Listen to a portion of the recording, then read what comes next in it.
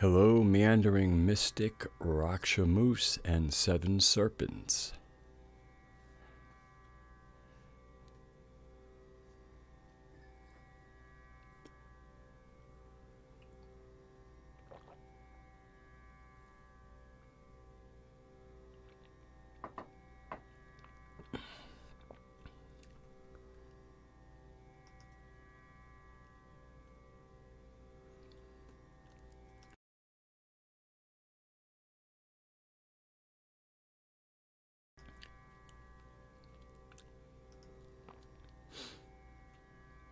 Hello, Foxadre.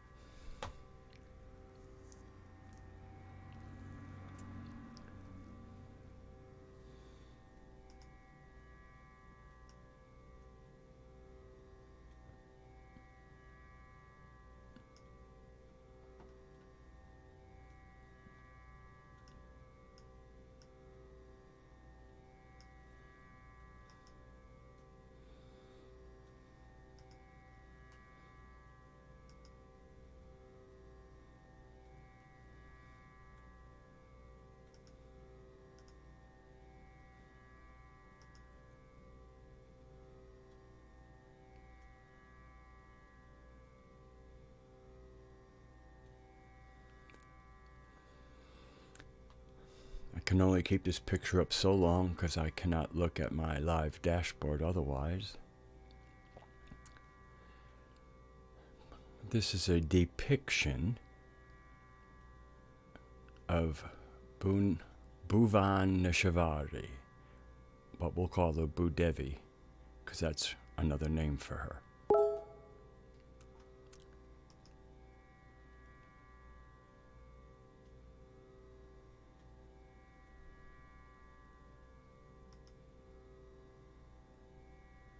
Whoa. Gotta be careful with when you're doing your browser. So let me get back onto there.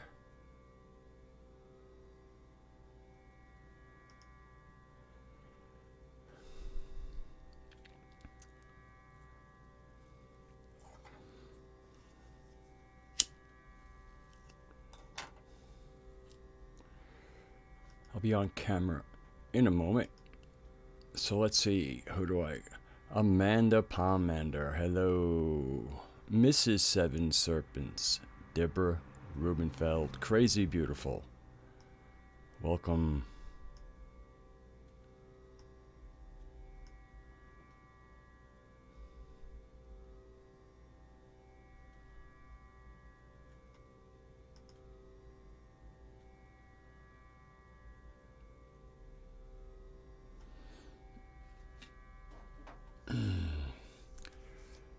So, well, I just take a few more delicious drags on my freshly rolled cigarette.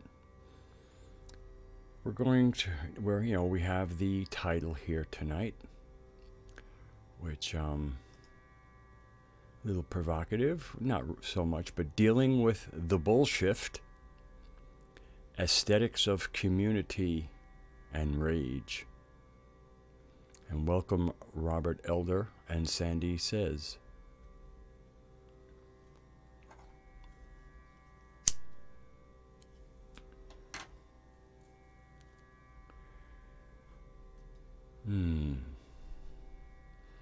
Coming into my body a little bit, because that will be required. Hello, Mari.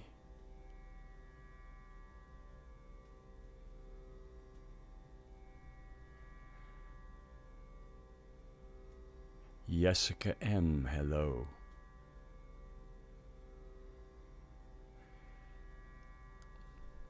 Sandy, the octopenis is very useful for the quantum physics double slit experiment. Meandering Mystic, it's not so much a pun, but it is punning. We are in a bull shift, which will be explained in a moment. And yes, so there is an illusion the bullshit for sure.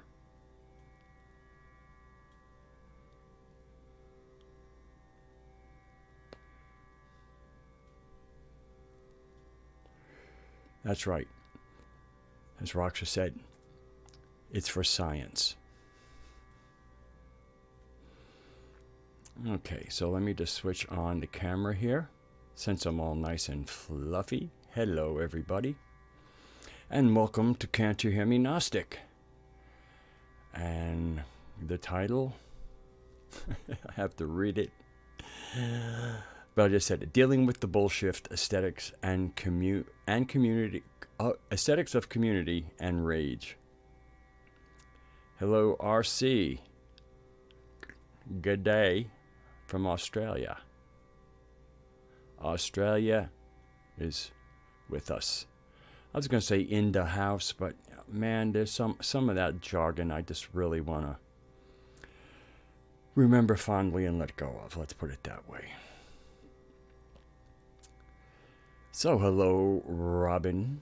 Hello, Crazy Beautiful.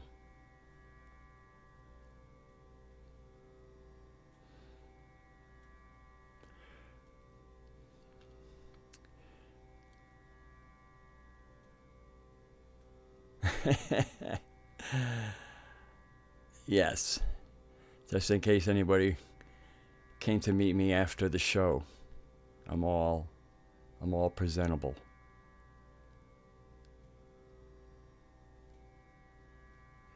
Oh, you're talking about last night's show? Well, one of the worst things that can happen sometimes for me, maybe it isn't so bad, but is when what is going on on the live stream isn't catching me, isn't I'm not riding the wave. There's sometimes there's just certain conversations that in my own very inelegant way for me is like chasing farts.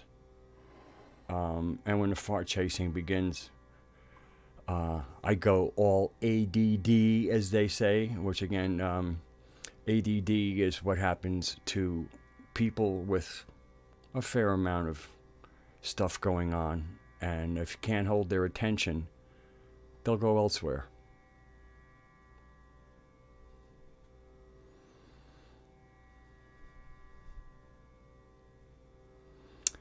So yeah, I'm a little on the wispy side.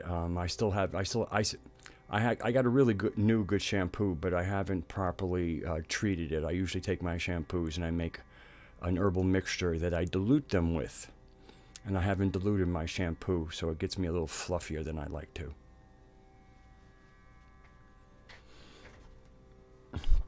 Yeah, that. And the fart chasing is only the public one. There's another part, but again, we're public again, so I won't go for the full depth of it. So, interestingly enough, so we have pretty much the crew here. So far, there's 17 here. That's kind of the crew. A few other people might join. Few people might leave. So each new moon in planetary tantra, after all, this is Can't You Hear Me Gnostic, and this is Gnostic, not Nagha Gnostic. And so we just came out.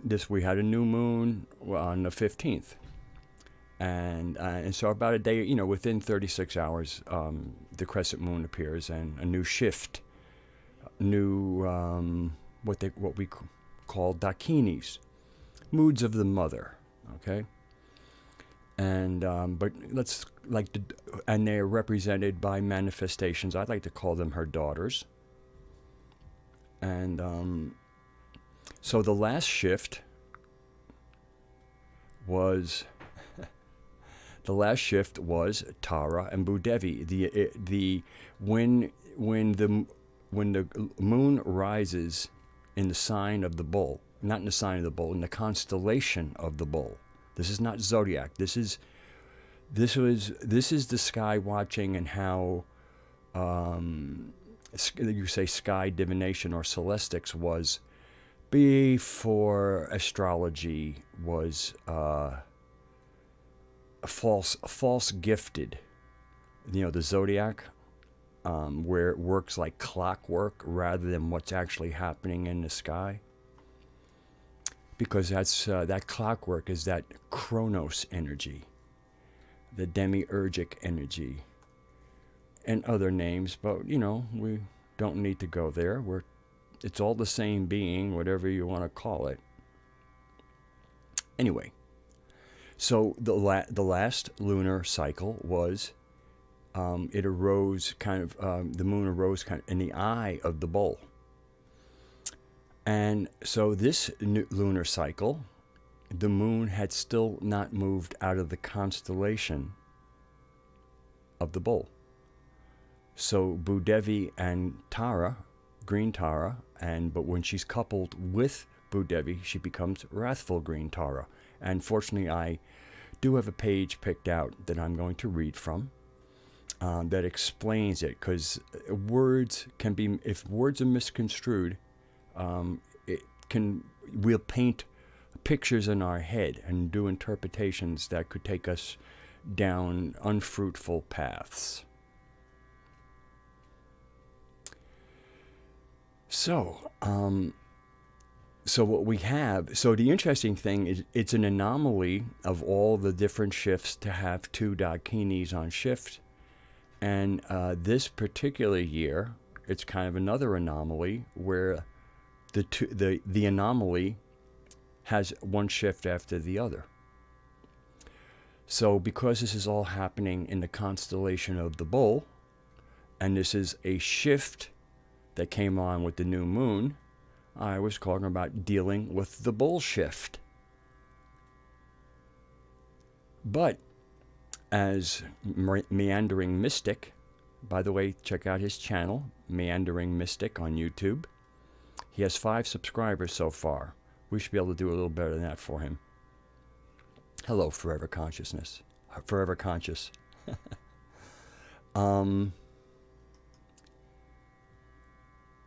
Devi, blah, blah, blah.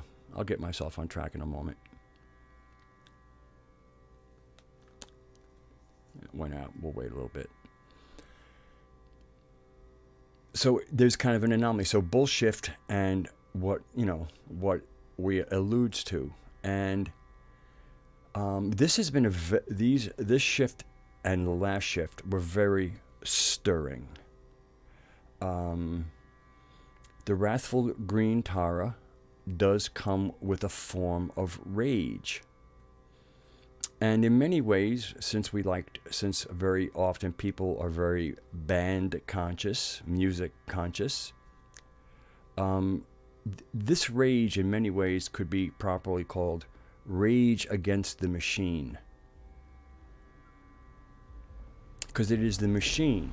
It is that demiurgic chronos clockwork, which is the machine, which is why we could have because of the way the earth and the relationship and how we see things from our vantage point on Gaia towards the sky, none of that is accidental. It's all part of, it's its own form of divination, its own augury, Augury, which is a form of divination. And when people say, oh, it augurs well or it augurs ill, that's based on people looking into some kind of divination of what the moods of time not yet come to us, which we will call the future, and we normally do. So rage against the machine, and that's anyway. So rather than the clockwork of the zodiac, the celestics is based on what is actually happening in the sky. And since I would guess that because the shift that started last lunar cycle was at the head, the eye of the bull, and the bull is a good-sized constellation. It just so happens that when this new moon arose, it was still within the bull. I don't know if the bull's like, I don't know. I mean, I cannot do naked eye astronomy yet. I still rely on John Lash, and it was on John Lash that I found out about the double shift, because I asked him what Dakini. I thought it might have moved into the twins. I was wrong. But fortunately, as John does, as a good teacher, he corrected me, because that's how we work in planetary tantra. You know, error and correction. I was in error. He corrected me, and I'm delighted to be corrected, because I don't like to be in error. I'm okay that I might be in error, but don't want to stay there. So we're dealing with some very interesting energy here. Yeah, that's a beautiful mantra. Crazy beautiful. There's I had listened to, I think it was like a 2-hour, just a recording of monks doing it, and maybe it was an hour. Maybe, I think it may have been an hour. And at the end of it, I had gone into quite a state, and I wasn't sure what it was. And then I remembered, oh, I just came out of there, and it was kind of such a mystical state. I have trouble remembering it in my normal waking presence. Not that it's all that applicable, you know, it's kind of personal. I mean, we can share personal stuff, but sometimes the deeper stuff doesn't always make it to the part of the brain that can be turned into words. And that's all good. Hello, Callan. Welcome. You might have, and Callan was the one that actually inspired me to ask John Lamlash what the Kinis were on shift, and he was the one who said, you know, the same Dakinis. It was Tara and Devi again. So again, 2 Dakinis is its own anomaly. The same 2 Dakinis 2 shifts in a row is another anomaly. I'm up for it. Matter of fact, I'm more up for it than the last time. Towards the end of the moon, I was like, "Ooh, I might be good for another kind of energy." But when I realized that I still have unfinished work that was inspired by the last shift, knowing that there's another lunar cycle for me to feel like I can complete what began in the last shift, it's like, all right, a little time extension here.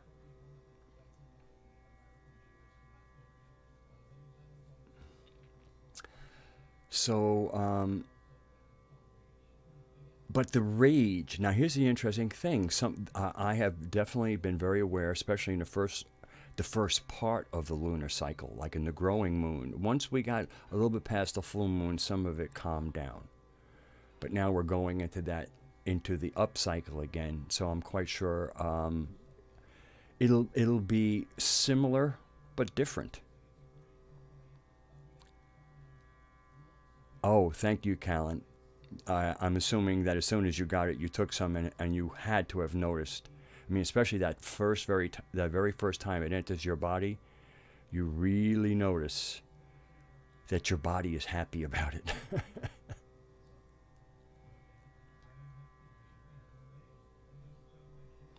Ah, well, it's very interesting, Seven Serpents, because you're saying the back of your head. And now, if you mean, now, are you talking about like on the upper part or down by where the head connects to the neck?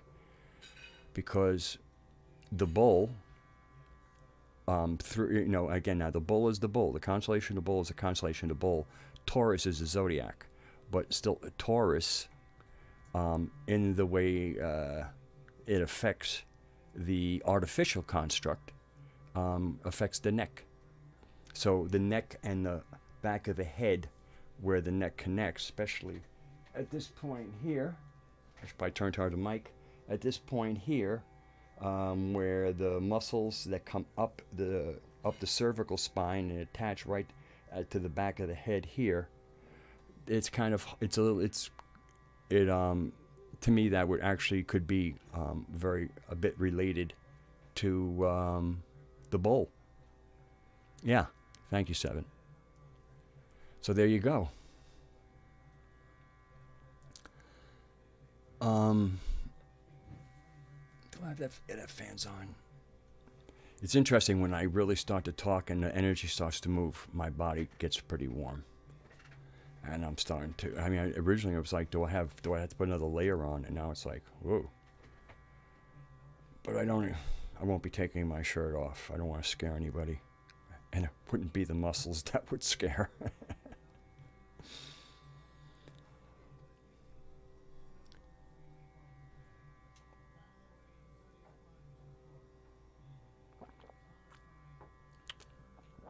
Yeah, as soon as you said it, 7, I kind of got a hit on my own body of where it was. Yes, Foxadre. I emailed him and he emailed me back.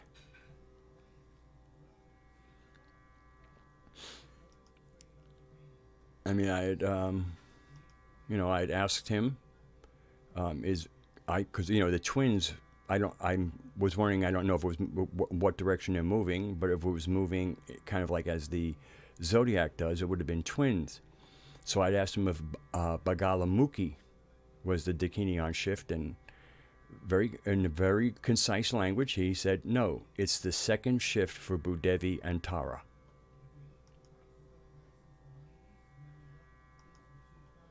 So it's confirmed by the celestic teacher himself. So that's why we're talking about bull shift, because the moon rose in the bull again. The Dakini shift is still in the bull. But along with the bull shift is also the bullshit. Well, that's exactly what I said, Foxadre. I had asked him, was it Bagalamukhi? Because that would have been the next one. And he said, no, it's Tara Devi. And what I can't confirm it, but because the first lunar cycle last month when they were on shift, they were in the eye of the bull. So, I guess maybe now they're down towards the hindquarters of the bull. I don't know whether it moved across or down. I really don't. So that's only guessing. But guessing that it moved towards the end of the bull, since it started in the eye of the bull, inspired a little bit of my humor of the bull shift. I'll tell you something, Foxadre.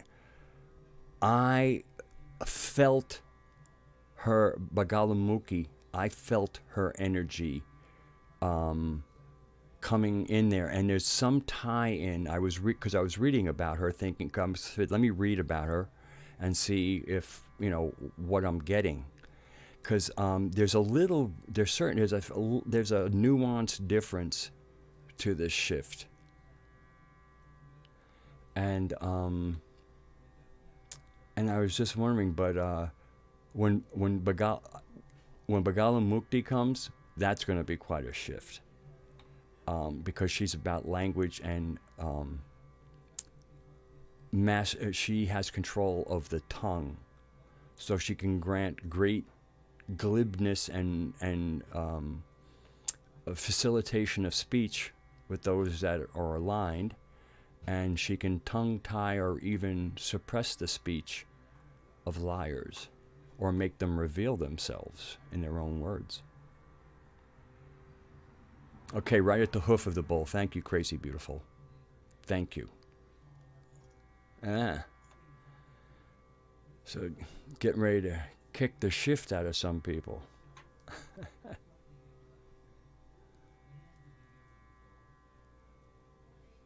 Hello, enjoy being.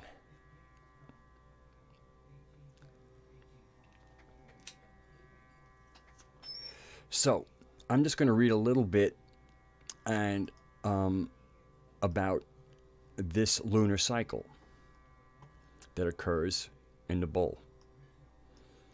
So I'm not going to use the full name for Bhudevi is Bhuvaneshwari. Okay, so I'm going to call it Bhudevi, because even in the email that John sent me, it was Bhudevi. So Bhudevi, embodiment of material and sensory richness, associated specifically with the Pleiades in the shoulder of the bull. This open cluster of young bluish stars, one of the most celebrated sights in the worldwide sky lore, may also be visualized as the head of an enormous vulture or spindle.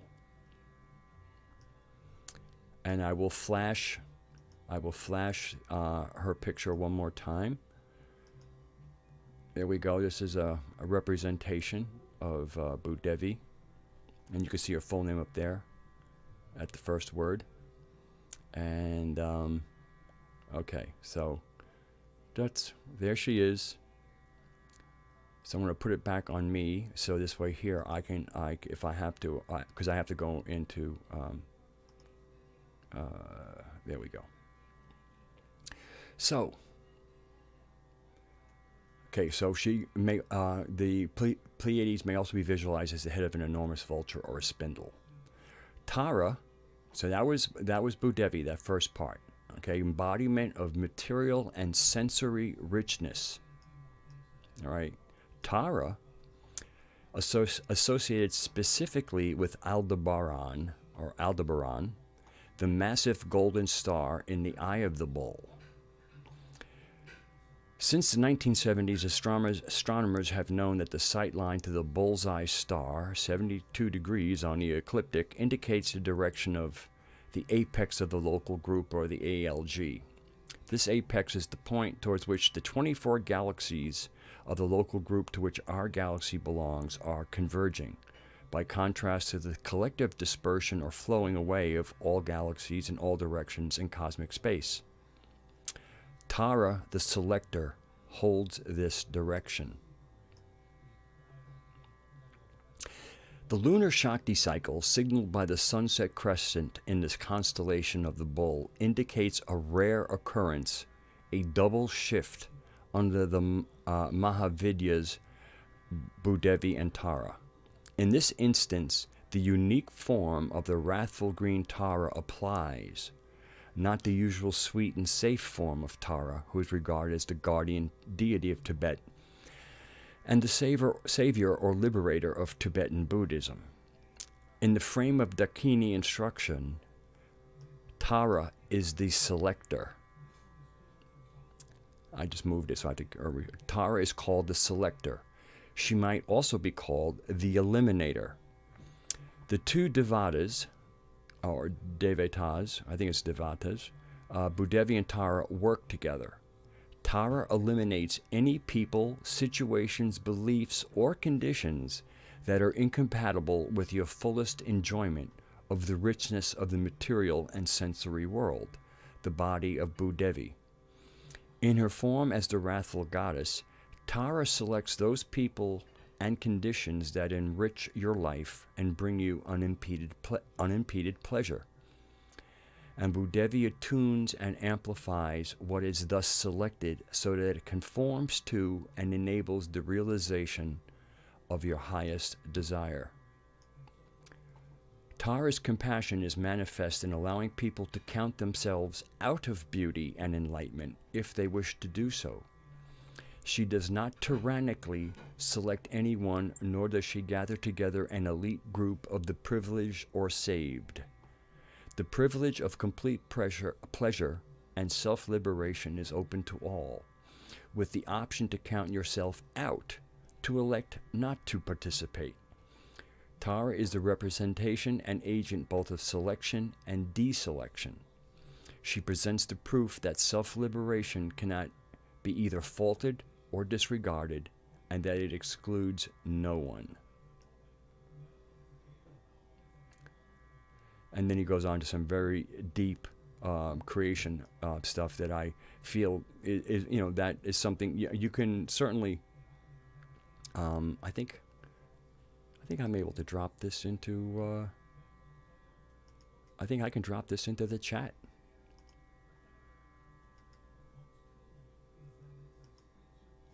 Yeah, this is what I was reading from.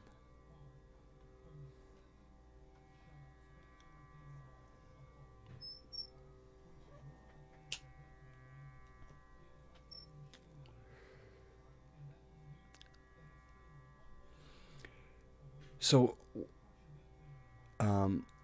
the beauty is that it's not this. It's selection or deselection, and that's what planetary tantra really is. I mean, there's this great wisdom, connection, and power sharing that goes with aligning with the earth. But one selects oneself or deselects oneself. It's an option, as it should be.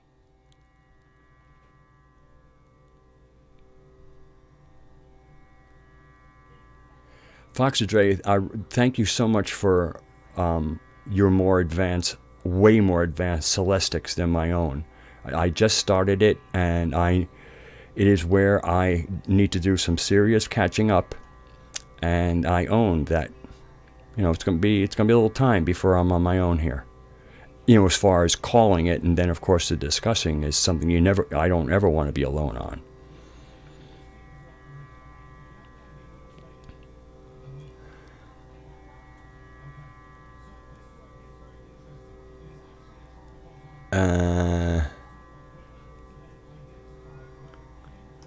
I'm trying to follow. Hey, CW, didn't see you come in because I was reading at the time, but now I see here. Hello, Oswald. Oswald comes to hear me speak. He likes my Bronxite accent. I want to make sure that oh, hello, Niche. Lisa Gray. I'm scrolling back now to see who I might have missed. Zach. Hello, Zach. Okay. That's interesting, Foxadre. The thin crescent was in the feet of the twins. By the way, I would really like to call attention to what Foxadre is doing here. She's putting into the chat what naked eye astronomy is, and how, and with her timing, she saw things differently. And now she sees how she might have misread it, and that's why it's great to have a teacher. When you have a teacher, you're allowed to, you can make mistakes. In this way here, we make mistakes, and then we can get corrected, and then we learn. It's like learning any craft, any trade.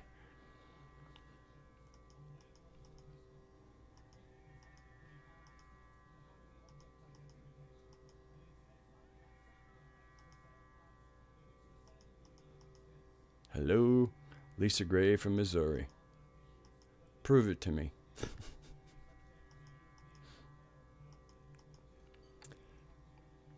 Yeah. I'm gonna mute my mic for a second.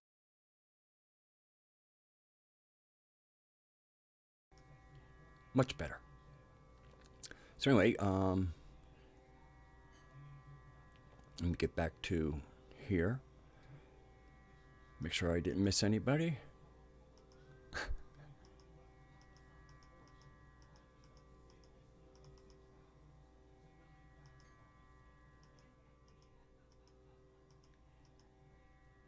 +1 on the tambour. I'm glad you like it, CW.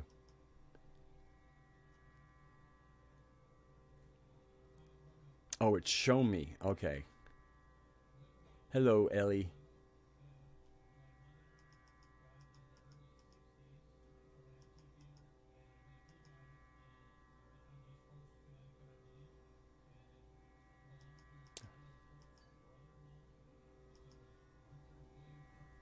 Oh, okay. I was trying to follow. There were a few things in the comment I realized that they were not germane to the conversation. You know, my conversation. There's other conversations that go on in chat. So, okay. So, aesthetics of community and rage. Now, part of this lunar cycle is there is a certain rage that is coming from Wrathful Green Tara, in my experience of her.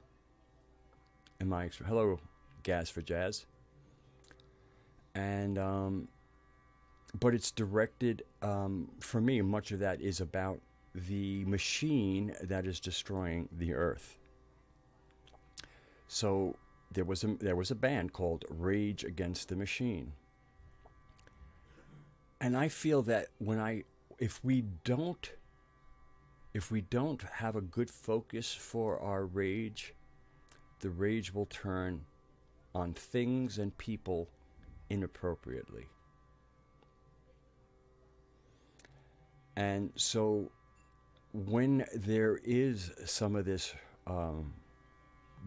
proper rage against an earth-destroying machine, and the echo side that is proceeding, there is good, and with Green Tara being representative of the green things, you know, a real form of Mother Nature, you know, of the many myriad forms that our mother has. So if that rage that will be moving through all people, whether you have selected or deselected yourself from consciously being a part of it, the shift is on. The bull shift is on. And if we're not attuned to the bull shift, we could be more attuned to bullshit. And so even in the conversations, you know, we rage at the buffoons and the charlatans of the truth movement and, you know, disclosure, you know, the buffoons. But they're not part of the echo side. They're not part of the destruction of the planet. They're basically McDonald's and other junk food that, if you look at their subscribers, lots of people are glad that they're open for business. And in many ways, you know, telling somebody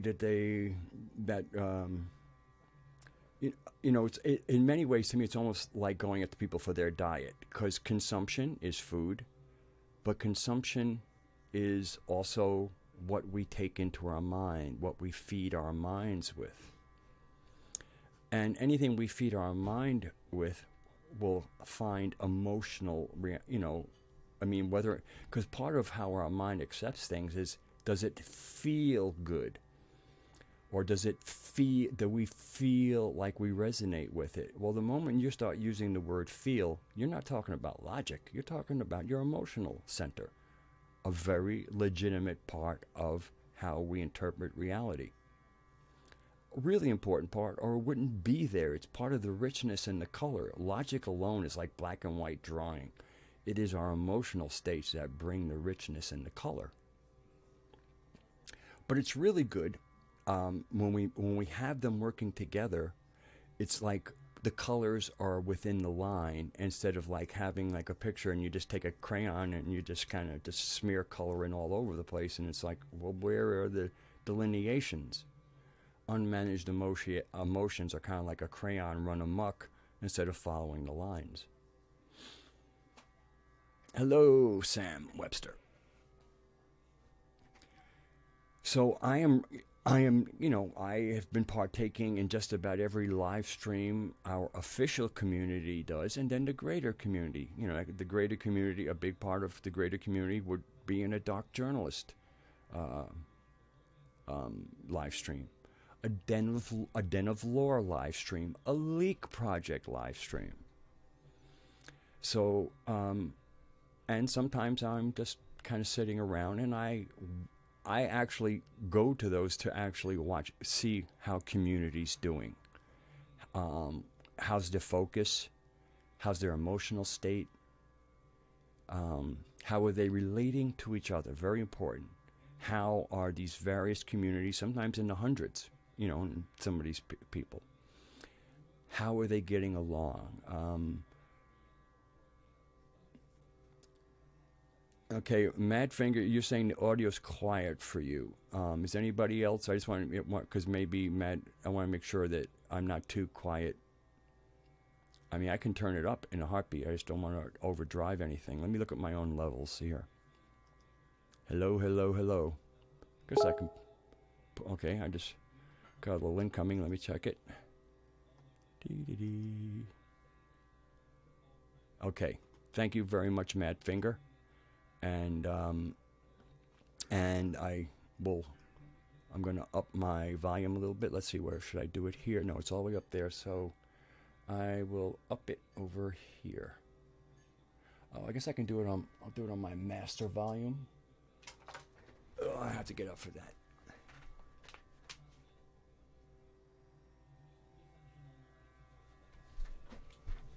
Okay, give me a report. Is that an improvement? Do I have to go more?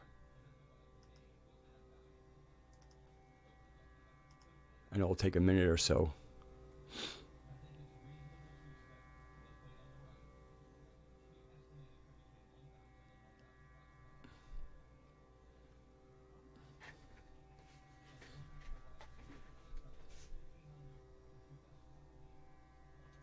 I'm getting very conflicting things. Some people are telling me I'm okay. Some people are telling me I'm quiet. And then I have Robert Elder telling me left channel is low.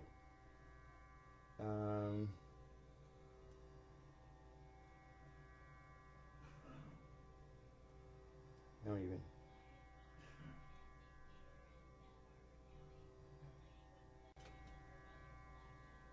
Yeah, I just put on a stereo pan. Again, I don't... It's a little bit tricky when you have one person says something and you know, my everything looks balanced.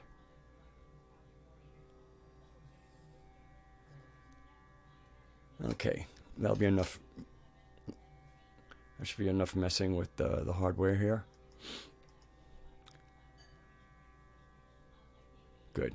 Good. Thank you very much, Raksha and Madfinger. Those are the two people who did say that they had to turn up to hear me.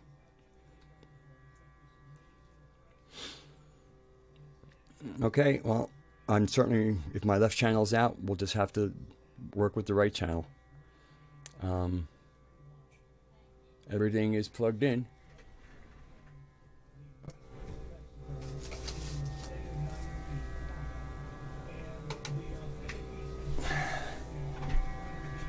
Yep, not too much more I can do about it. So I'll just have to stay focused. Alright. So anyway, let me get back to focus, because technical issues. No, we don't. But, yeah, I'll see if there's some way I can fix it, you know, when the show's over. It's something to be aware of.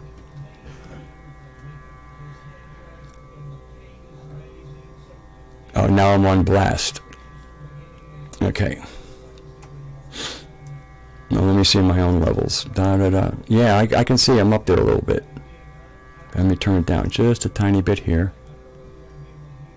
See, it's real. I can't, you know, like some people say now it's just right. It's, you know, people, there were different ways on different, like I sometimes have to open up my mixer volume. And sometimes I'll look and my main volume is up, and then I'll see my browser volume is way down. Now it's too loud. Okay.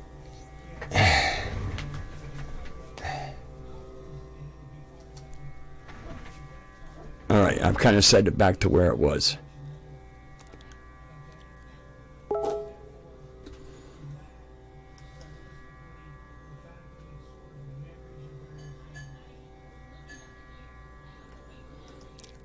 Okay, so anyway, I'm hoping I hope I got it back to where it was before.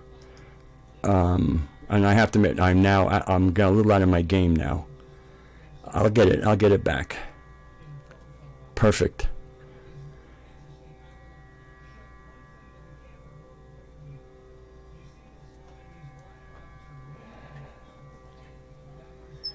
I'm just doing a little bullshit.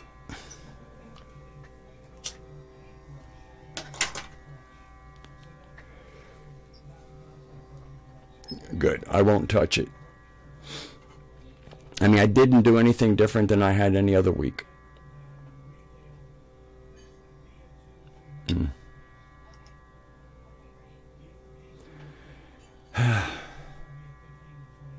Okay, I'm gonna tune out of the chat for a while. If anything goes on in there, Rox will let me know, because I really want to. I mean, I'm not doing anything much different, so it must be something is amiss. All I did was turn on my equipment, as I always do, and I've never had these issues before.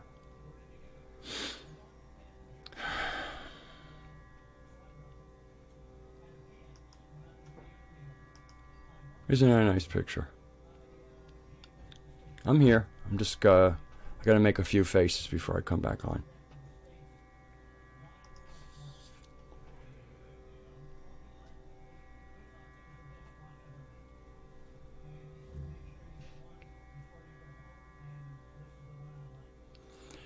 Yeah, well, Ellie, I don't go into other communities. I mean, there were certain communities, like, you know, League Project is hardly our community, but some of us that, you know, do go there. And then, you know, Den of Lore is another place. Dark Journalist.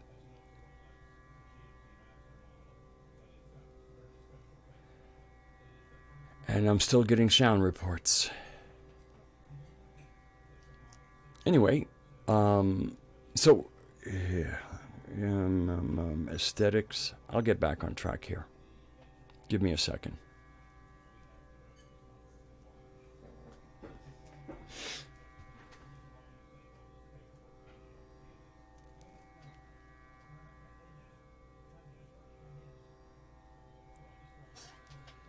Yeah, I finally caught a Michael Tsarian live chat. So that's where I was, that's right. Hello, Jet Pet.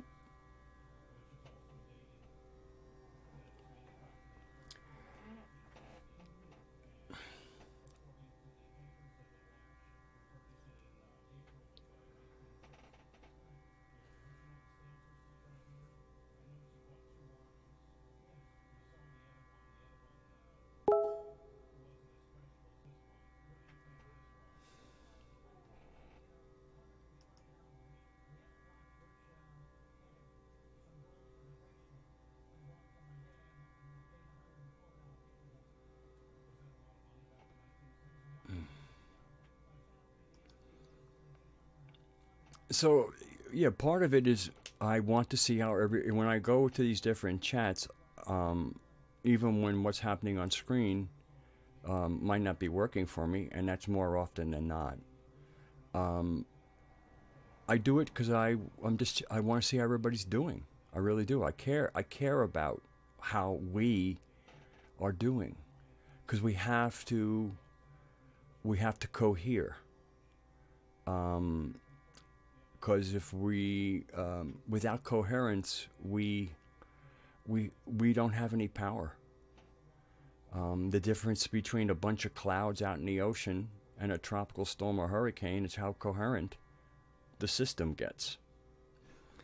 And once that system gets coherent, it has considerable power.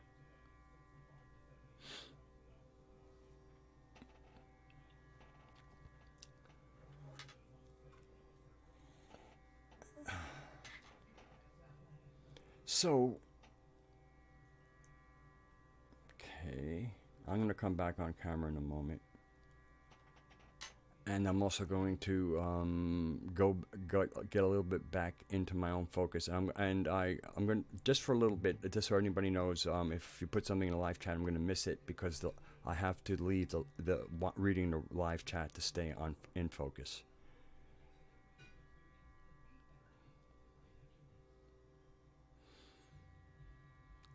Yeah, with regards to somebody like Michael Tsarian, see, I don't follow people. I listen to people. So, and Michael Tsarian was never my teacher. But he certainly, you know, he certainly you know, I enjoy his. I can enjoy his perspective more often than not, and he, in many ways, there's a similarity to him. And hello, Vern. There's a similarity to him and Mark Passio and kind of where they're going.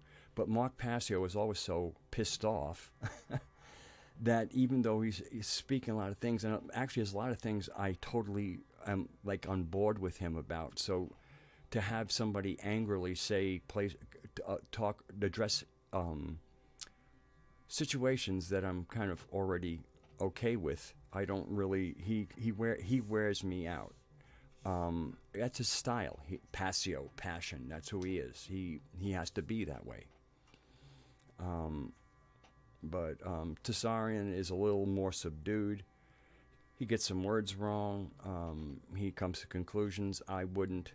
But overall, it's a pleasant, you know, it's an interesting ride for me. And I said he was never somebody I followed or relied on for getting me where I need to go. A lot of it was my own study, kind of like basically I was doing what Michael was doing, my own study. And I will still continue to do that, but now John Lash as a teacher to kind of give us the path so we connect to for me, the real teacher, which is our mother. And now there's a certain amount of autodidactism or self-teaching, and with her guidance, and it's kind of when you're sitting with her as you're listening, when you're sitting with wisdom, in her wisdom, and you're listening to the conversations that people are having, they either are on a path, off a path, or chasing farts. And it becomes really clear. And fart chasing seems to be the main, the trend lately, and for a long time actually. And whatever floats one's boat. But I kind of, you know, for me, there are many pseudo-Gnostics. I mean, to me, to say one is Gnostic, or speaking of Gnosis, and completely leaving out that the intelligence is in the planet, is disingenuous, or just really not understanding what Gnostic is. And again, with the a lot of people, I think the Nag Hammadi texts, as they are written in their entirety, are Gnostic. There's Gnostic thought all through the Nag Hammadi texts, mixed into a stew with Judeo-Christian mysticism. Hello, Brandon Young.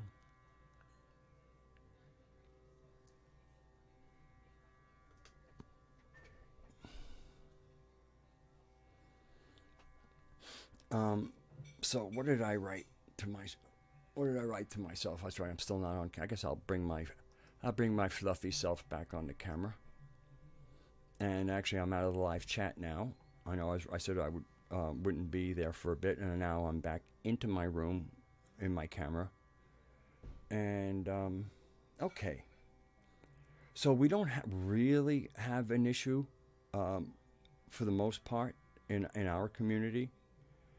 But it's I think an issue I'd like to just presence for us prophylactically, to build some immunocompetence, because when disruptions come into a community, it can be handled by the bouncers, so to speak, the mods.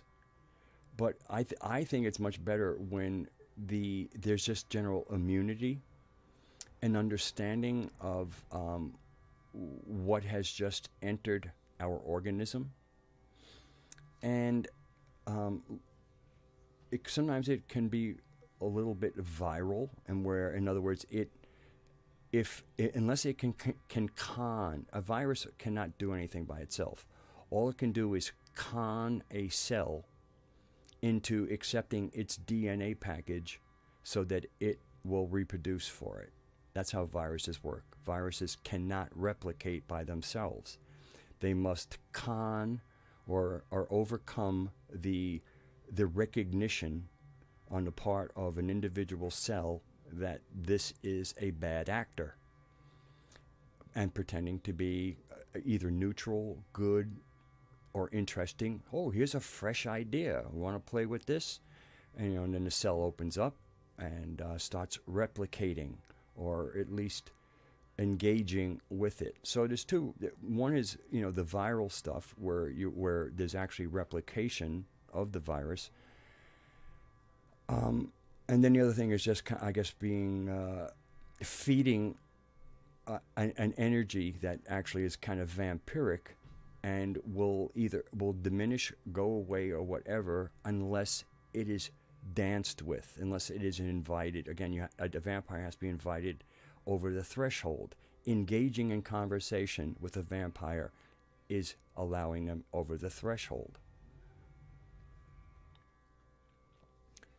And then there's just the natural stuff where we're not talking about any bad actors. We're talking about when any kind of conversation can go south.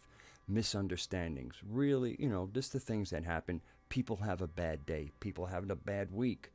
Something traumatic happened to them. They're doing their best to deal with it. They're still in the public space and they're still a little wonky. Things can happen. And of course, in that case, we want to be there for support.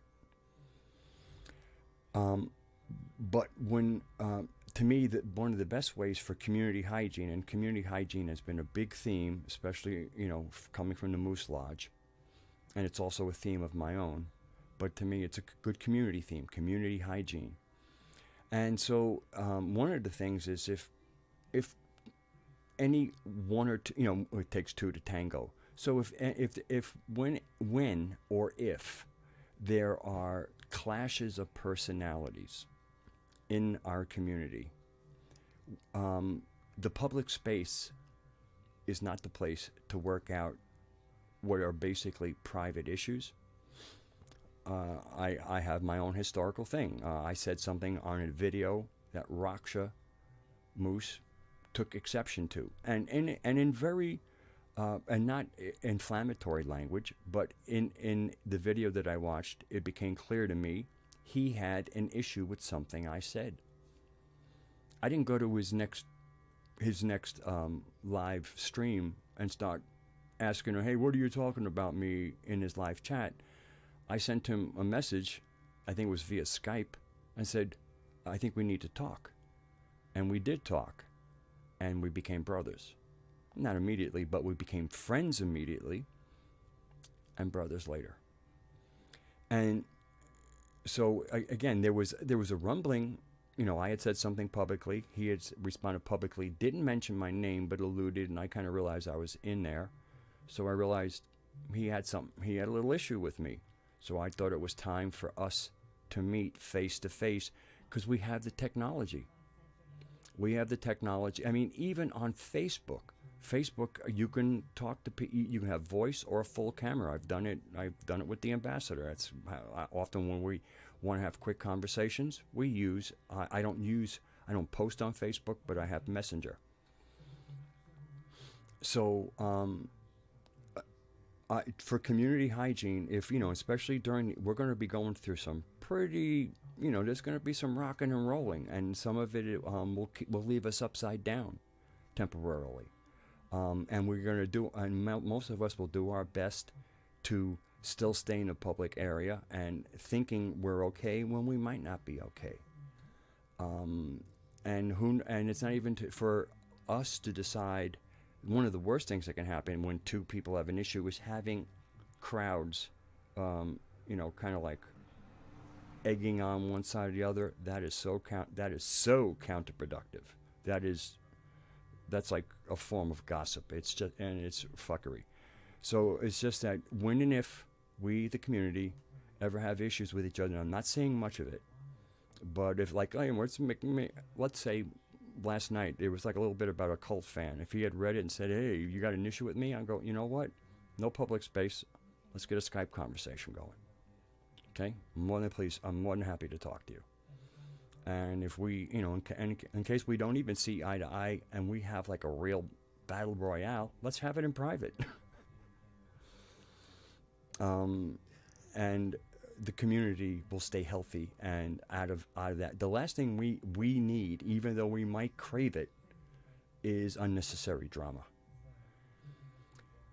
Again, there is a rage to be directed against the machine. Rage against the machine. It is the machine that is eating us up. It is the machine that is destroying the earth. It is the machine that has built 2 political parties for people to identify with while they snicker behind there, knowing that they created them. Communism is considered left.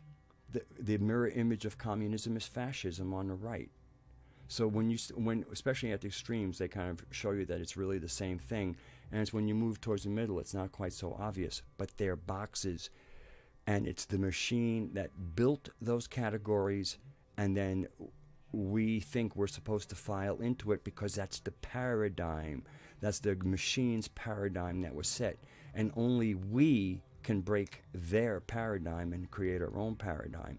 And we do it by staying on topic and focus about what specific subjects are fucked up, and don't connect them to the greater person. Like, in other words, if, like for me, like Donald Trump signed some bill about it's okay for mines to dump their waste into rivers. Okay, water is life. There's no gray area here. You do water, even if it's already dirty, you don't make it dirtier, because if you leave it alone long enough, it'll clean it up.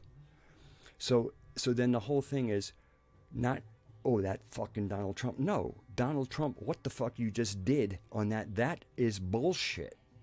Focus, focus, focus.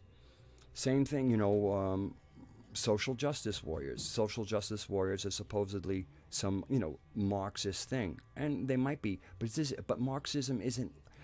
It is the fake left, because it's the same hand. It's the same machine. It's the machine that took the young people of China and allowed Mao to get all these people who were very young and still hadn't figured out all their emotions, and told them that all the bad guys were the smart ones and the old people and the people who have been in power, and it ended up with 50 million dead. Okay? That's the machine. The machine used Marxism, but it could have been fascism had they decided, or had the people or the young people been moved fascist. Apparently, there are certain kinds of things that move young people easier, but to take a fucked up agenda, in my opinion, which isn't the sensibility about other people and how they react, but this, like, again, this almost blind Maoist drive about to right every wrong, and if somebody's in error, that they're a Nazi and punch a Nazi and all the rest of this stuff, and everything gets so messed up, and people are on sides, and we owe it to ourselves to bust the fucking boxes that they built and not participate in their games. And if something is bullshit, it's not like, oh, like this movement is of the left, this movement is of the right. There is no difference. Those are false things that are based more on emotion than logic. And they're about dividing a people of a nation by creating different parties. 2 parties is schizophrenia. More than 2 parties is multiple personality disorder. Okay. Got that out. Now I can kind of join a chat and see if I lit any fires. Hello, Jeff.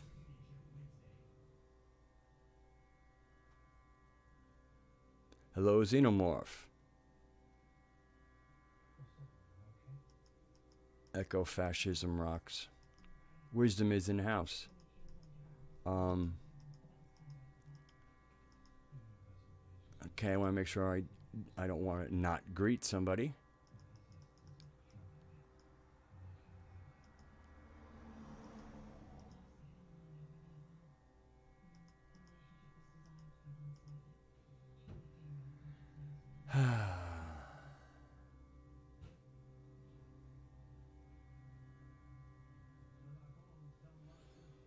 Okay.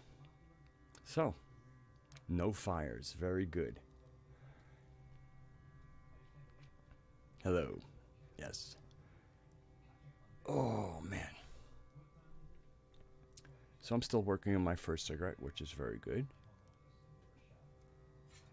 And I have my candle burning, so I'll use that for my Himalayan salt. Get my negative ions.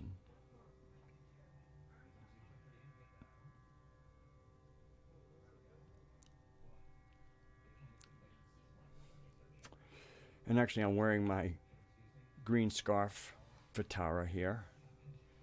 Usually I won't always wear green on a Monday, but oh no, not my first one at all. I woke up in a great mood today and was going to be all about this, but I do have friends, and I do have friends that occasionally need a friend, and so a lot of my day was spent being a friend, and generally, sometimes with being a friend, I'm carrying some stuff with them, and their cigarettes help me stay not too frayed. And actually, I haven't done my. I probably have my last little bit of CBD paste left in here. I have another one, and I was going to take it before because it does, it gives you clarity and calms the nervous system. But I think now's as good a time as any because I'm feeling a little. I'm feeling a little stimulated. My nerves are staying very good. I am a Vata dosha. Nerves can get jangly and jiggly very easily. And the cigarette also helps. So anyway, anybody who's after that with my first cigarette, no.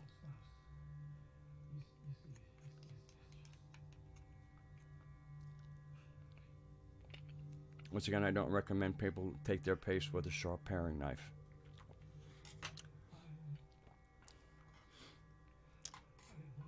Okay, I'm gonna get a little alchemical with you. Just a little bit. There was a period about a month or so ago, and I noticed that when I was working with the sharp knives, they were suddenly kind of, it was almost like a knife fell off. If I hadn't moved my foot, it would have gone through my foot. And this is my first mod whiz of the day. That was cool. Hello, Effluent. And, but anyway, metal, okay? Metal, so knives. Knives are made of metal. Metal is associated with the air element. You can, by tarot, you have swords represent the air element.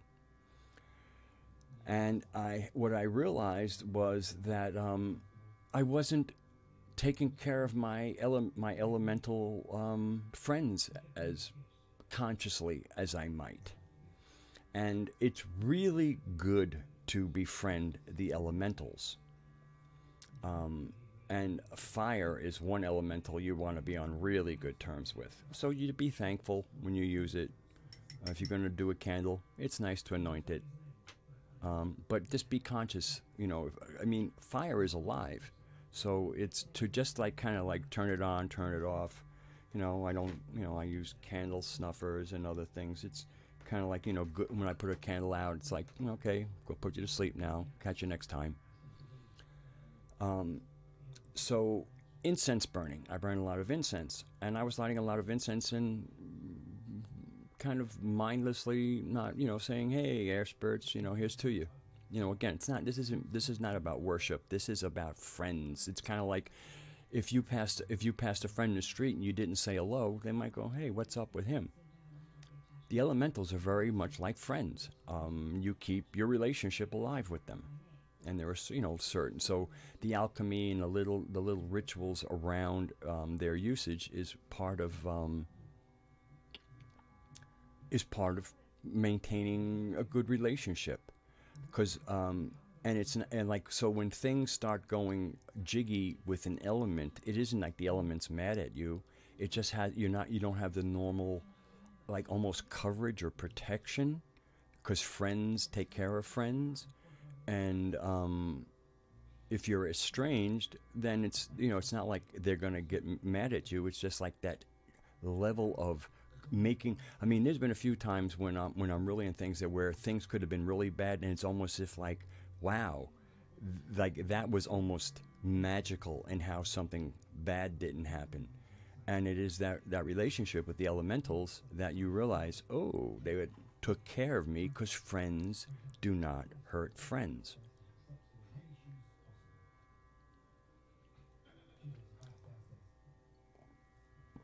And the large intestine too. I know my TCM, Seven Serpents. I'm certified in Shiatsu, and so I had to learn traditional Chinese medicine, because Japanese Shiatsu works with the same principles. Oh, just got a nice adjustment in my lower thoracic. I'm also, I use terms like lower thoracic because I am a anatomy geek. I'm certified in medical massage as well, so I kind of have that lingo.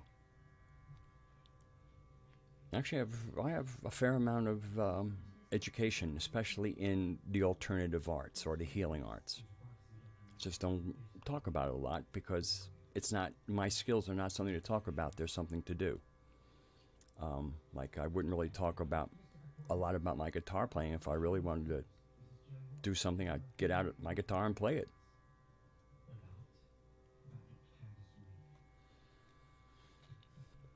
So, magical hands is a special thing to have. I can't, countless times, almost as soon as I put my hands on people, I've had people like stop the massage or crane their neck toward me or whatever and go, "You have magic hands." Don't worry, it won't cost you extra. But you can leave a tip.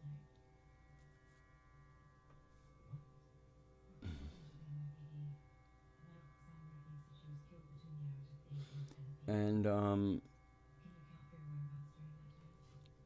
so yeah, the public space, and again, there's a rage. I have a feeling it's gonna be even a little more ragey this lunar cycle, because the fuckery hasn't stopped. And as we are attuning, as more, in different ways we'll be attuning. All I can counsel people is that when you feel rage, direct it at the right source, not at each other, not at the various little slights that we do to each other, miscommunications we have. There is some serious bad players on the world stage that deserve that rage. It is their actions that have created the rage and the wrathful green Tara that we then pick up on. So again, I would just like for people, if you're feeling ragey, express yourself maybe through some art, but the last thing we want to do is rage against each other. Rage against the machine. The machine is our adversary.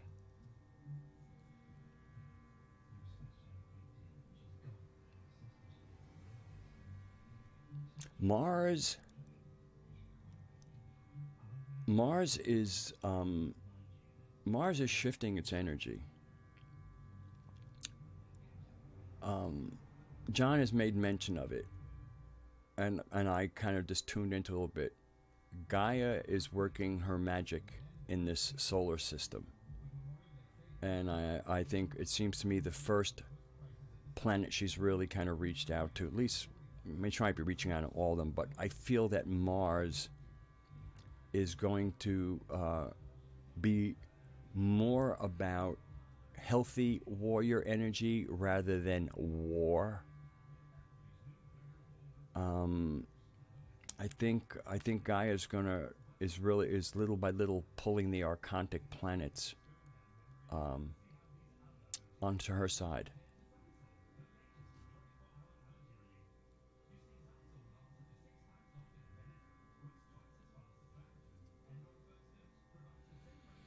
You can read the news to rage against the machine. I mean, there's really the machine and what it's doing is, I mean, if you go to a stream and you can't drink that water as it is, that's not how it is. If you go into a river and you can get diseases from it, that's the machine. Nobody, I mean, it's in our face.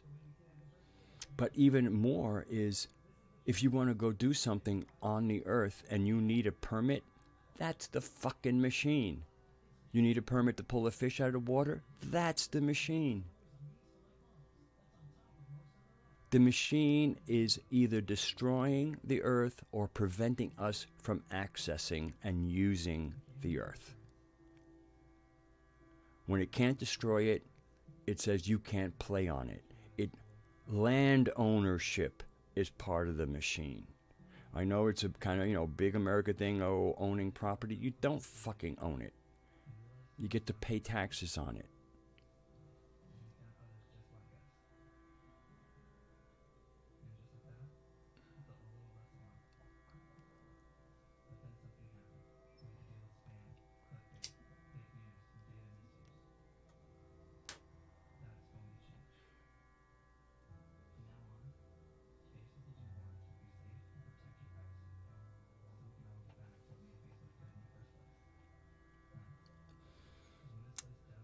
You know what's interesting, Seven Serpents? I've studied the alchemy, and I've like Edgar Casey has quite a different kind of take on the colors of the planets.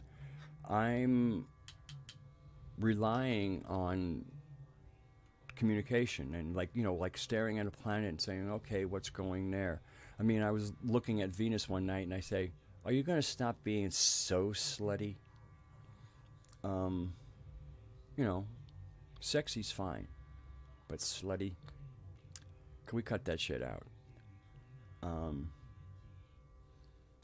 And being materialistic in a way that feeds the machine again, where it's about the accumulation of goods and luxury.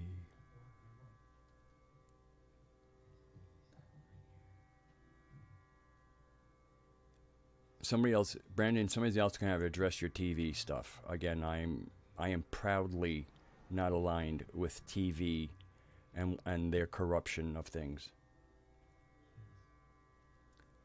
I mean, it's TV and movies and all the rest of that stuff is the machine. And they give you tidbits. They give you enough to keep you interested in, but they're fucking with you the whole time. They're never giving you the real goods. In many ways, they're kind of like the person who gives away free heroin.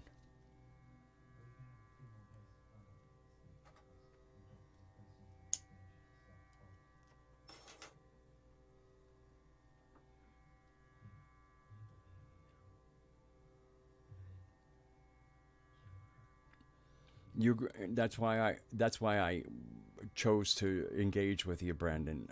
Because I'm kind of known for that. I mean, I piss Chris Zuger off if I put in chat about TV. He loves himself some TV. I guess maybe it's part of being a 32-degree Mason.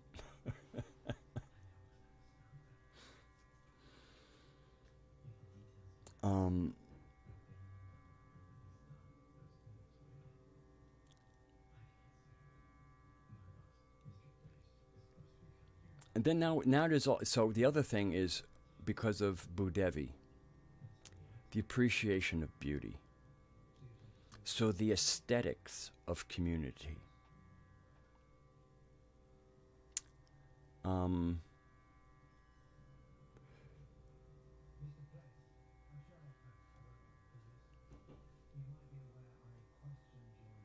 Oh yeah, Seven Serpent. I mean, You might be hearing a little bit of a TV bleed through in here. That's not right now. It's not so bad. It's when they watch Netflix because they have a home theater, so they go to kind of like theater immersion, and I end up getting a little immersed in there. Yeah, Ellie, it's so slutty today. It's slutty. It's confused. The porn industry has convinced women they're supposed to look like prepubescents. I still have to avert my eyes. It's like, ugh. I mean, to me, a man shouldn't be seeing that unless they're changing their daughter's diaper.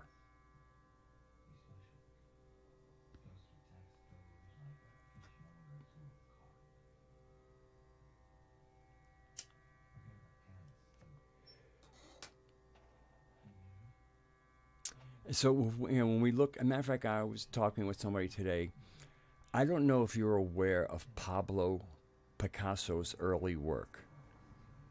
Pablo Picasso's early work is exquisitely well-rendered art, like a picture of, a young girl, and, I mean, he was an incredible artist. Incredible. He could render anything in exquisite detail. So in many ways, he was a really accomplished classical artist. And then this man who had all the tools of a classical artist. It's almost like a classical musician deciding they're going to play some jazz. Now, the interesting thing is most American jazz players are classically trained. So when they break the rules, they know what rules they're breaking. When they put together strange colors, they know the colors. They actually know what the original color was. It's an informed, almost like they're like bored with the same old.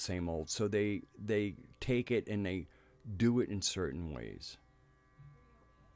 Oh, is that the spelling, Niche? I've had it wrong all along. So what we kind of get is Pablo Picasso does his modern art. The stuff that people go, oh, a child could paint that. No, they couldn't.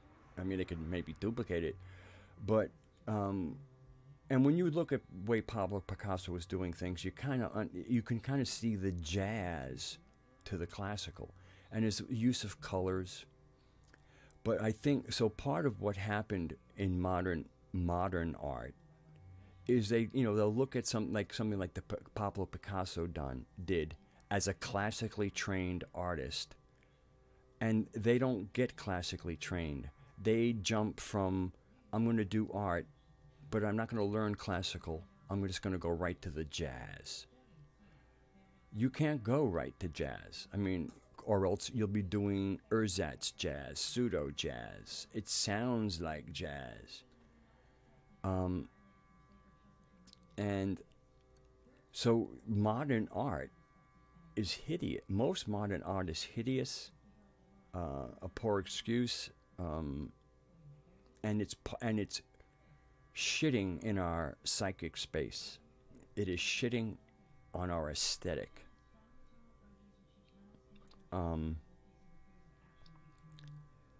It is the slutification of art.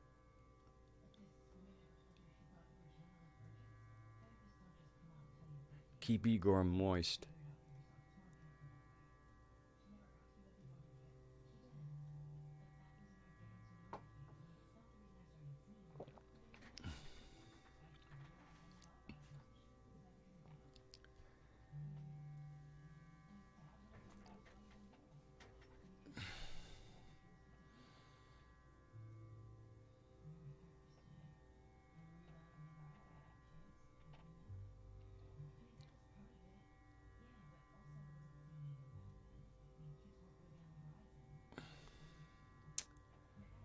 Yeah, it's interesting. I I identify with the wizard archetype. And so since every part, so I'll use movies, because I have watched a few movies in my time. I watched Lord of the Rings, because I read Lord of the Rings starting at 13. And Gandalf was not a warrior, but when he was in the thick of the battle, he sure as hell knew how to handle himself.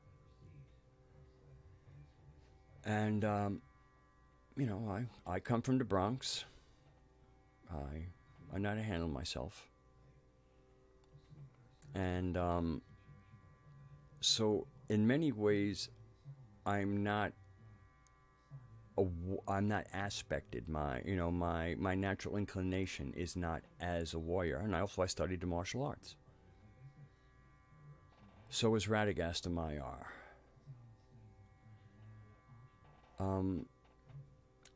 And in Elvish, okay, so the Elvish word for the Maiar, or Maiar is a group. The wizards are, their subspecies is Istari. And I was quite pleasantly, like, ahad, I'll say, when I was doing some looking into like the Elvish meaning of Istari. Istari means, everybody ready? Especially the Gnostics here. Istari means those who know. Those who know. So when this wizardy Gnostic, which means, based on gnosis, and then reading those, the Istari, or those who know, now of course, we're talking fiction, aren't we? Or fantasy, which is fiction. At least we'll officially call it fantasy and fiction. And correct, Oswald. And so it was really, I was kind of, I could say blown away. I'll use a little slang. And hello, AJ. And so there I was, we'll just identifying as a Gnostic, looking into the lore. But again, Mod Wiz is short from Modern Wizard. Radagast is a wizard's name, and if I were to pull out my passport, it says Radagast.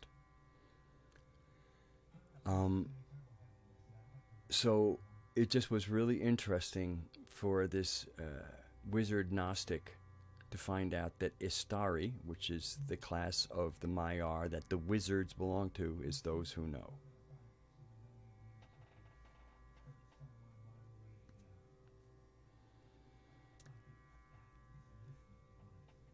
The interest, Seven Serpents, I don't know if you've ever read the Silmarillion, which in its entirety is quite a big book, but it starts off with their creation story, and that's called the Ainu Lindale.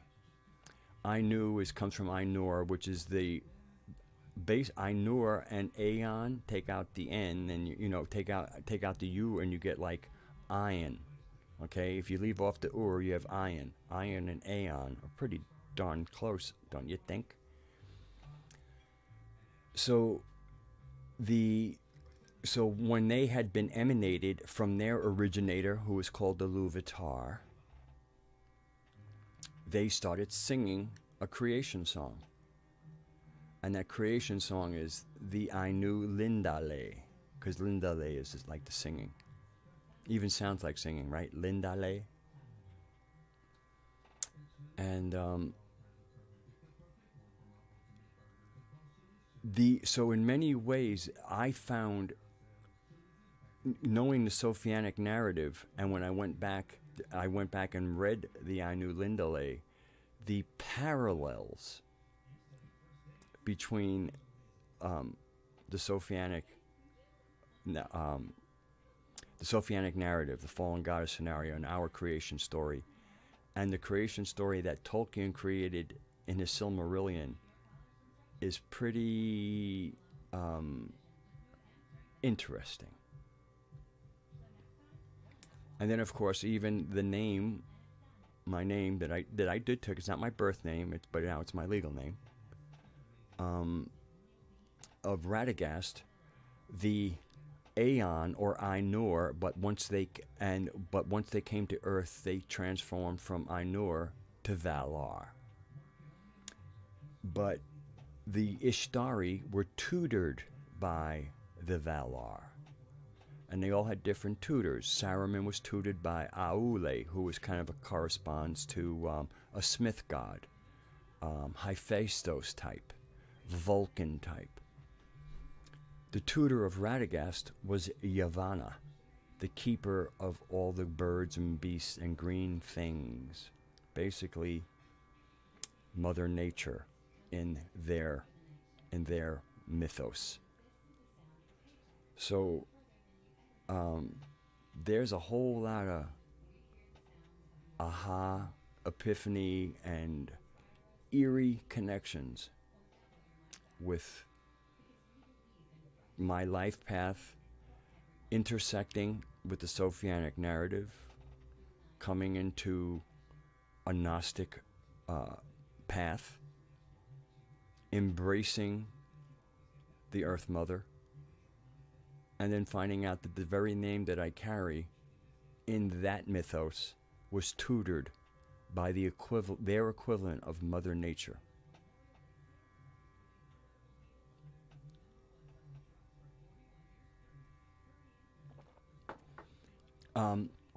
Coinky Dinky?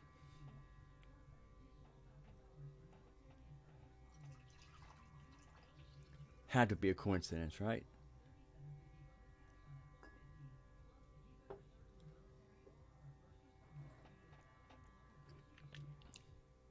CW sharing his tutelage.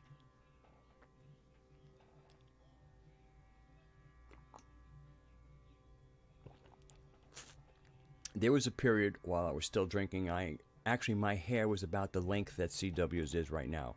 It was kind of like a George Clooney look. Very easy to take care of. And being as a massage therapist probably made me a lot more challenging when I first walked into a room.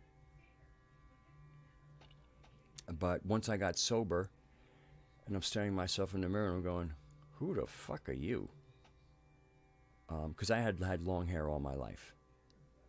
And so now I'm just, I just wear it. Not, for what it's worth. I have Native American on both sides of my family. My hairless chest is part of that lineage.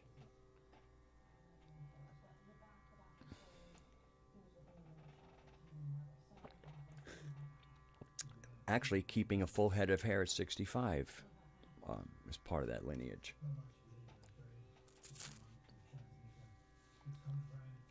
And hair does block radio. You can wool. Wool is a fair blocker of radio frequencies. Radio frequencies, like the kind of stuff that is kind of artificially generated. And so it's good protection. Especially on the back of the neck part, that is reportedly by John Lamlash and others, but John Lamlash does it really well. A focus point for them, for archontic energies, archons, to project into your mind.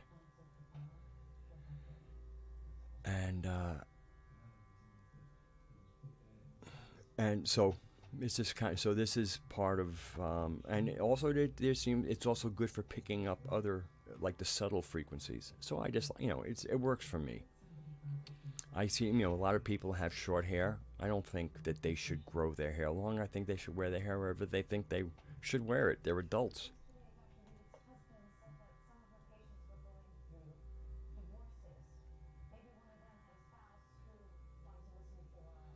My hair, well, until 50, my hair was dark, and so was I mean, I don't have a whole lot of pictures of me wearing all my clothes that I can show. So, but I did. I had really super thick hair. It was dark. I had like a gray streak up here.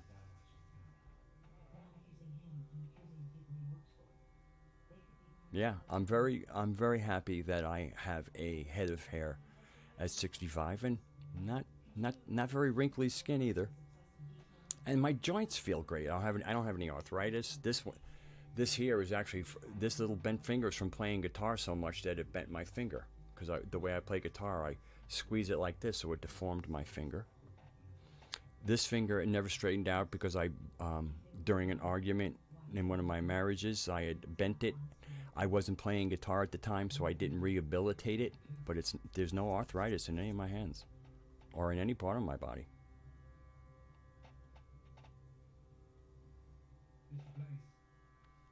And I've been a vegetarian for 27 years.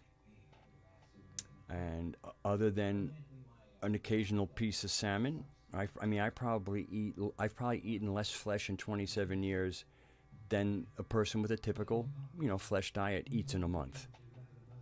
And it's been fish. Although when I was still going to my lodge meetings, somebody had gone hunting, had a deer, and they had some deer stew. So I had a little bit of the deer. It was all right.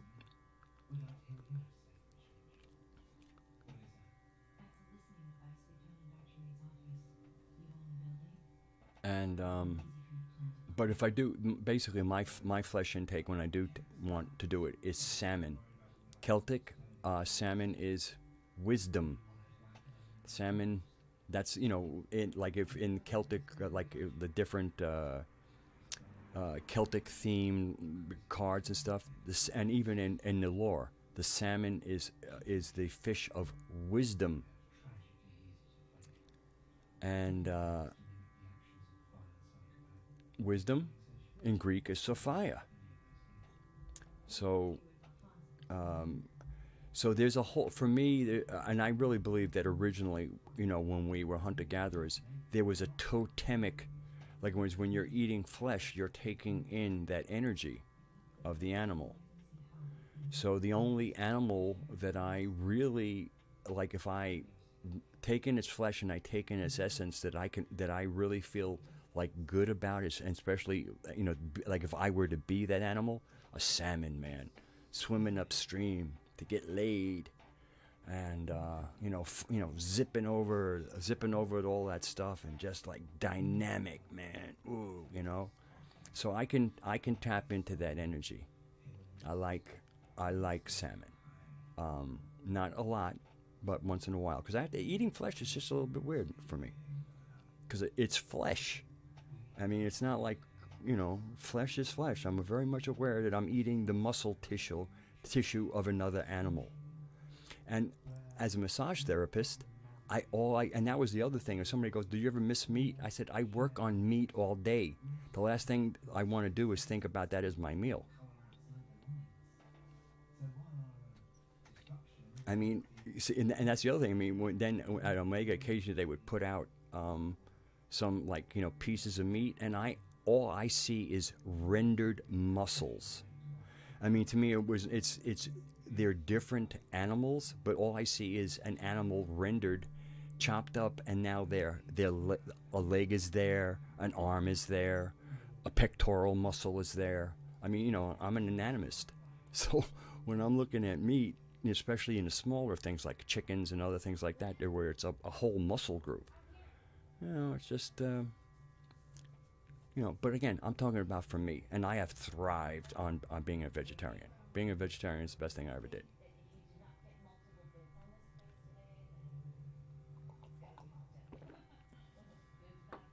And I like full organic yogurt, full, whole milk. I put I get organic yogurt, put organic maple syrup in it, and yum yum.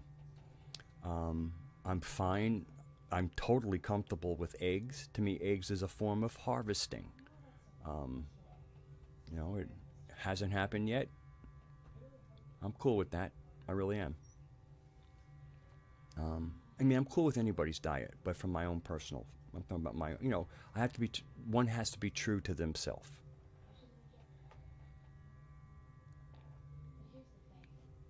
And I did give up, and when I did do my meat, the first thing I got rid of was veal, the most criminal of all meat, and swamp pork, pig. I remember after I had given up veal, I went to some lady that I was seeing for a while. She decided to cook me a meal, and she made veal parmesan. So I decided, the better part of valor was to eat it. I was as weak as a veal calf for 3 days as that stuff got out of my body. I mean, it really made me physically weak, because I had already realized that the reason I didn't want it, because I didn't want the misery of that animal's flesh in my body. Because a veal calf has a really, its life instantly starts out, although most of the farmed animals have pretty miserable life these days. But I don't want to ruin your meals, so I'll stop. I really will. I'm not here to change anybody's mind about what they're doing. You do it, We all have our paths. We all select or deselect, just like Green Tara does. Oh yeah, foie gras. Oh please. Well, if you notice, it's amongst the upper crust, the ones who seem to have an empathy issue.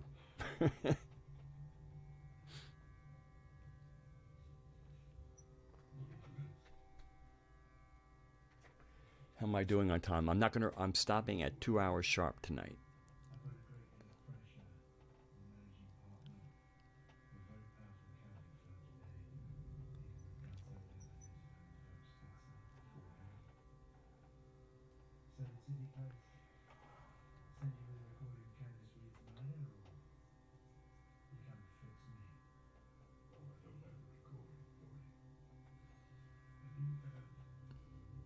But for me, I mean, originally I kind of did it.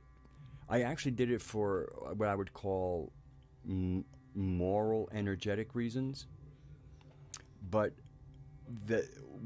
ultimately what happened was, I would get like a cold or two every year, and the rhinovirus, the one in your nose is all stuffy and stuff like that. I think it was about 2 years later, after I had gone vegetarian, I realized I hadn't been sick in 2 years. I think I went 5 or 7 years before I got my first cold. No stuffy noses, because I had so much less mucus in my body. And so that is, I had no idea. I really did it for what I would consider energetic, vibrational, moral reasons, ethical, whatever. And it wasn't until 2 years down the line I went, I haven't been sick in 2 years. And then I realized that it was an amazing health boon. But again, I've always science. I was going for an academic diploma in high school. I've always had the science to be able to read nutritional, to understand nutrition, and also realize that there were fads of nutrition. I would see certain fads come and go, so I don't do the fads. I don't get into what's happening this year or this season or whatever. I just take care of my body, and if you listen to your body is your real doctor. Cliff High was on Sarah Westall, and I noticed he's not talking about Bitcoin these days. I'm actually drinking some coffee right now, but I only drink organic coffee. When I stopped eating meat, I also started eating exclusively organic, and I will only drink organic coffee. And that's what I'm drinking right now. But black, no milk or sugar. Black coffee. Because I like coffee. Some people seem to like the warm equivalent of coffee ice cream. I like coffee ice cream. Actually, I can't eat ice cream very much anymore. Too much sugar. Too much sugar. My pancreas really gets mad at me when I do that. Ah. It's funny, the apple cider vinegar that is most popular in America is Bragg's. And they make an okay one, but it's kind of tart, even though it's organic. This one here is this one. What's the brand here? Nature's Place. This organic one is so appley, and of course it has the mother. You can see it's on the bottom. But I'm going to shake it up. This, rather than, is not. I mean, this is how tasty it is. I know it's going to burn my throat a little bit.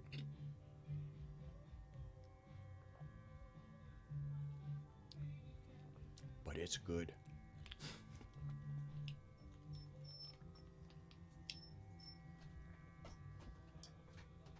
And although I will use sea salt when I'm preparing things, if I want something salty, I use Bragg's aminos, because rather than sodium chloride, it's sodium. And really what our body really wants is not sodium chloride, it wants sodium. So this provides sodium without the chloride.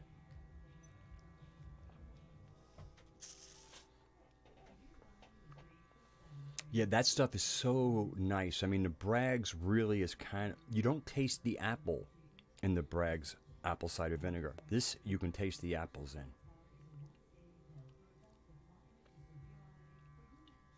That's another eating colors. I bought a book many years ago called The Rainbow Diet. I forget the guy's name. He's now a rabbi, and he has some kind of little culty place out in the Southwest. I forget his name. But it was a great book. It really was. Yeah, isn't that interesting, Meandering Mystic? Because, I mean, really the reason why, like if you get really sweaty, you can barely move. The thing is, because you need sodium. Sodium is part of the exchange between cells in muscle movement. And so you require sodium. So salt will give you the sodium, but you don't really need salt. You need sodium. And Bragg's Aminos is made from soybeans. And I have no titties, okay? No titties here. All right, just regular skin and bones. So, I mean, to me, I think excessive soy is probably silly, but this whole soy is bad.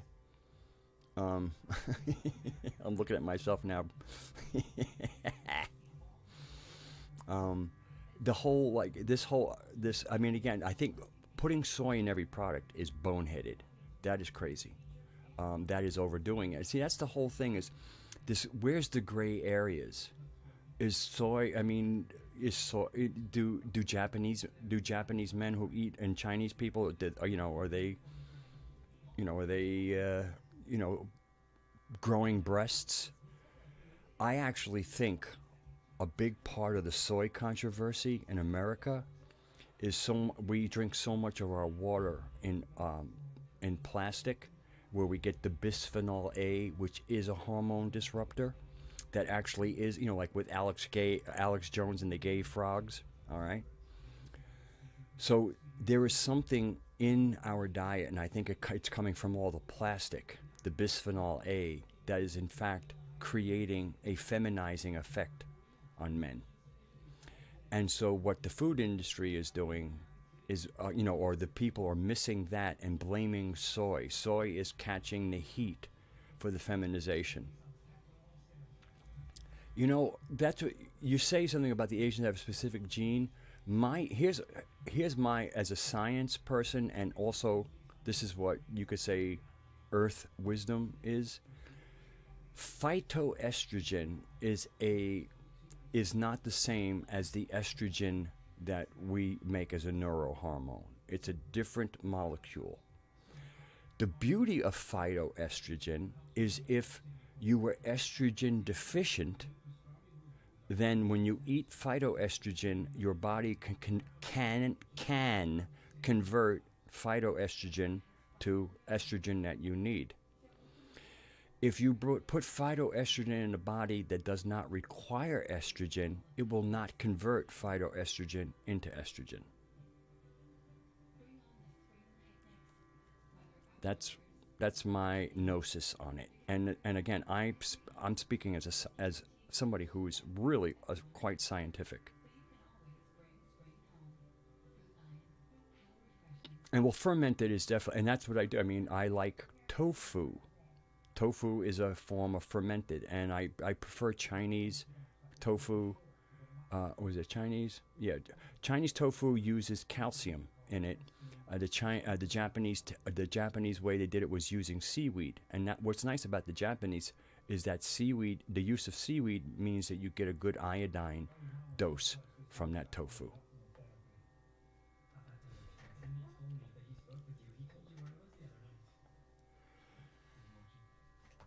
So, I mean, that's the beauty of nature, is that there's so much available, but then when it enters your body, it's like, this is available, but if you don't need it to convert it, the body won't convert it. Remember, there's a lot of intelligence to the design of our body, and it was made to interface, at least with nature. Now, of course, a lot of our modern agriculture isn't exactly the most natural thing. Oh yeah, I like kimchi. Hello, Christian, by the way. I was married to a Korean. My first wife was Korean. We ate kimchi with just about every meal. On a black, it was a round black table. Okay. A round black table with mother of pearl inlay, and I guess the legs were about this much, so you had to sit on the floor to eat. Man, I loved Korean food.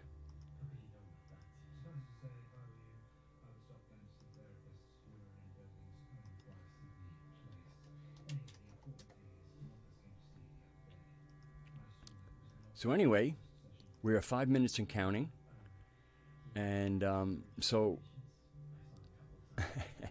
thanks, Foxtrot. You guys you people in the chat have just been amazing. I could really get mushy. Don't necessarily want to go there. And when I was married, I still ate meat, so I ate a lot. I loved bulgogi. Bulgogi is very, very thin sliced beef. About this, it should be no thicker actually than probably a thin slice of bologna, and then it's steeped in a marinade that has sesame seeds. It's a very flavorful marinade, and then it's quick cooked on a fire. If you go to a Korean restaurant, they have these little grills that you cook it on. They give you the meat and you cook it right there at your table. And the beauty of it is you have your bowl of rice, and so you take your piece of bulgogi with your chopsticks. Here, I got 2 chopsticks here. I don't have the rice, but I'll show you kind of how it's done. So what you would do is you would pick up your bulgogi, you'd lay it on the rice, and then you take your chopsticks and push the bulgogi down over the rice, scoop it up, because you push it down over there, and then scoop it up with some rice, and you have the bulgogi wrapped around the rice, and then you stick it in your mouth. We had no forks in my first household. No forks at all. We had spoons and sharp knives. Anyway, so we're coming 4 minutes. Boy, we've been all over the place, haven't we been today? Haven't we tonight? Yeah, it would be nice that we, rice paper. I have here. Rice paper is what is on these. I have one of these on either side. I got them from my father. My father is now on the other side. Hey, Dad. And so it's got the rice paper on both of them. Very nice for diffusing the light.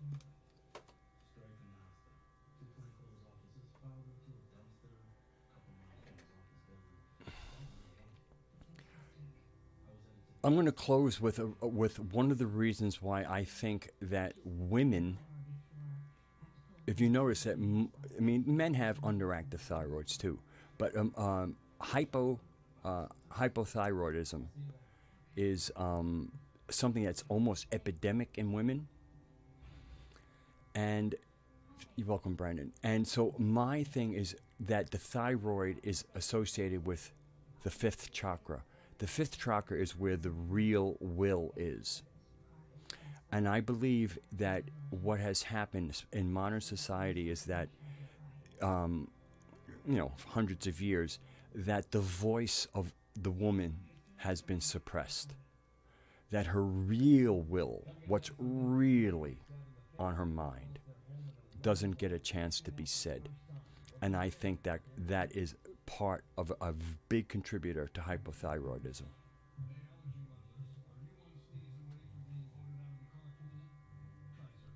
Really do. No, CW done right, man. The tag team, excellent. This is like, especially like on a show like yours. Now it's like wrestling. It's like the tag team wrestling. Beautiful. Love you, CW. Take care. Keep on taking care of yourself. It's been great.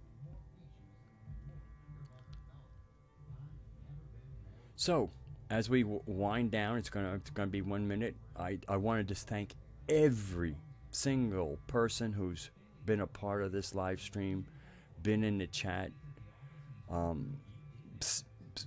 was here with me while I, do what I do on Monday nights, Gnosticking around, and just I want to thank you all for supporting each other, supporting my live stream, and